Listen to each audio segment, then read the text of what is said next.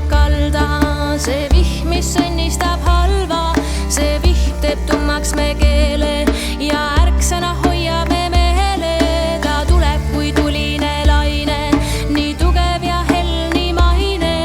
Ta kustutab meie pinged, et vabaks saaksid me hinged. See vihm, mis suutab kalda, see vihm, mis õnnistab halva, see vihm teeb tummaks me keele ja ärksõna hoiab me meele.